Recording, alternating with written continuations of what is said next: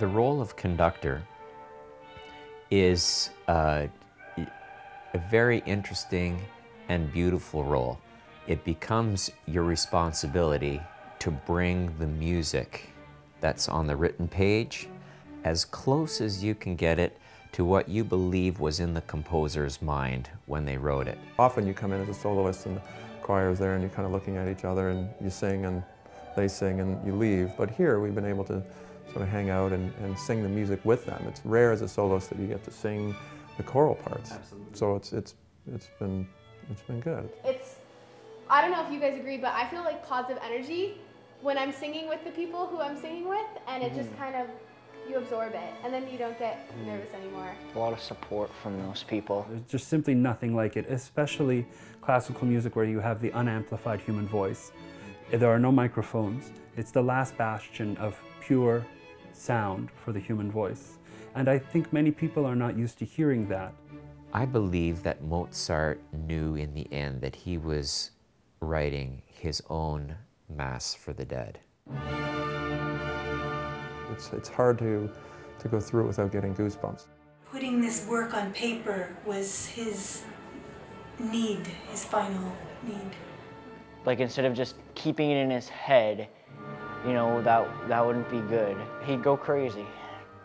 I'm not so sure he would be surprised that we are still performing this music over 200 years later.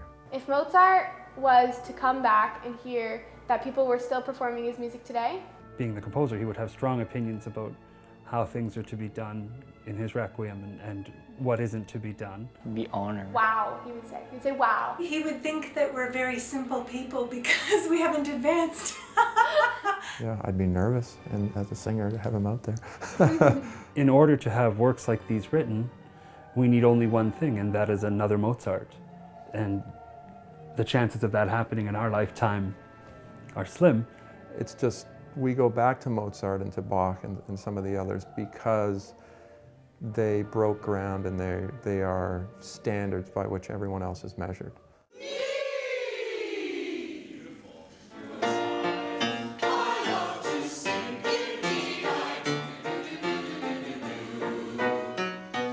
Make that nervous anxiety your friend, and rather than fight it or hope it doesn't happen, if you breathe and embrace it, it can be the energy in a performance. I mean, I get a little nervous before a performance. I wouldn't call it stage fright, just that wanting to do well.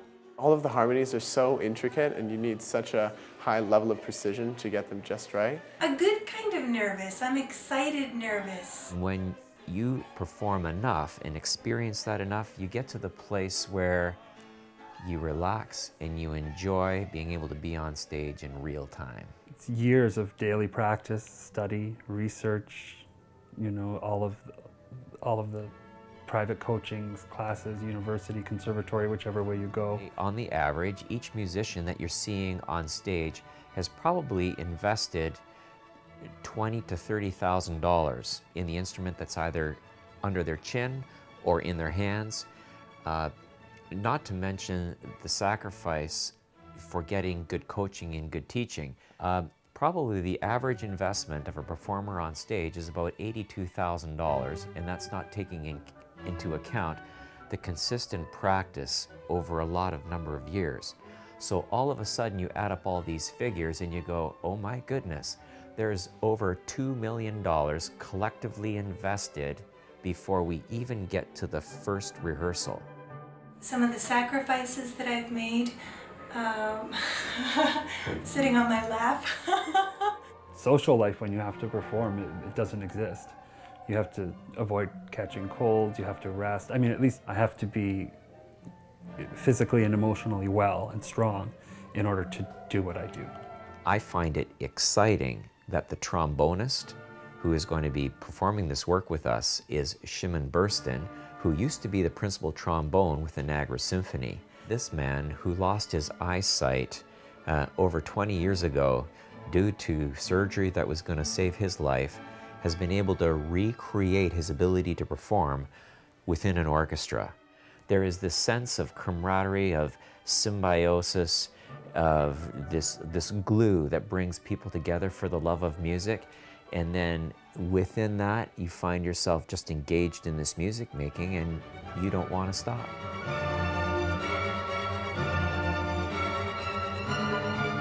We are going to be ready, and I think so ready that we can enjoy the performance as much as the audience will. Enjoy the show And just listen to all the Mozart coming at you and take it in and be just... one with Mo. I'm delighted that you have chosen to spend this hour with us. We have enjoyed putting this Requiem together. I believe you're really going to enjoy this, and that would be our desire for you.